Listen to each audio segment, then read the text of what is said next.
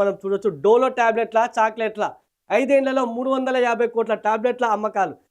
Corona తర్వాత విపరీతంగా పెరిగిన డోలో 650 వాడకం. నెత్తినొచ్చినా, జ్వరం వచ్చినా ఇష్టం ఉన్నట్లు మింగేస్తున్న జనం.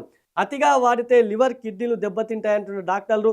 క్యాడ్బరీ జెమ్స్ లెక్క డోలోను వాడేస్తున్న భారతీయులు అంటూ సోషల్ మీడియాలో ఓ డాక్టర్ పోస్ట్ క్షణాల్లోనే వైరల్ అయింది. మనం ఇక్కడ చూడొచ్చు. జ్వరం వచ్చినా, తలనొప్పి వచ్చినా, ఒంట్లో కాస్త నలతగా ఉన్నా ఏదైనా సరే డోలో 650 టాబ్లెట్ మింగడం భారతీయులకు అలవాటుగా మారిందని డాక్టర్లు ఆందోళన వ్యక్తం చేస్తున్నారు. ముఖ్యంగా కరోనా తర్వాత డోలో వాడకం విపరీతంగా పెరిగిపోయిందని చెప్తున్నారు. ఈ టాబ్లెట్ల అమ్మకాలు గతంలో కంటే రెట్టింపు అయినట్లు ఆ కంపెనీ గణాంకాలు వెల్లడిస్తున్నాయన్నారు. అయితే సాధారణ పరిస్థితుల్లో డోలో ప్రమాదకరం కాకపోయినప్పటికీ అతి వాడకం అనేది అనర్థాలకు దారితీసే అవకాశం ఉందని డాక్టర్లు హెచ్చరించారు.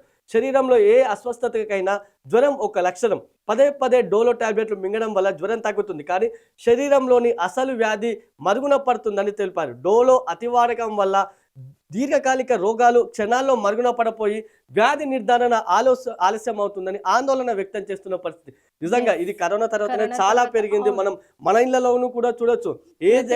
కొద్దిగా ఫీవర్ ఉన్నది, లో ఫీవర్ ఉన్నా, హై ఫీవర్ ఉన్నా, కొద్దిగా సిక్ అయినా సరే వెంటనే డోలో వేసుకోవడం. అది ఎవరు మినహాయింపు కాదు. ఇక్కడ ప్రతి ఒక్కరు, ప్రతి ఇళ్లలోనూ ఇది మనం తరచుగా చూడొచ్చు. నిజంగా ఇది ఆందోళన కలిగించే అంశం.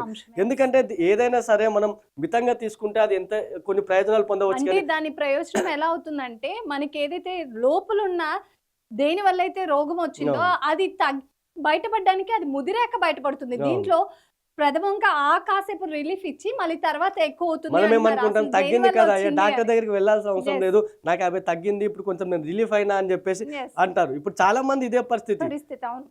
అయితే ఇప్పటికైనా వీటిని తగ్గించాల్సిన అవసరం అయితే ఎంతో ఉంది.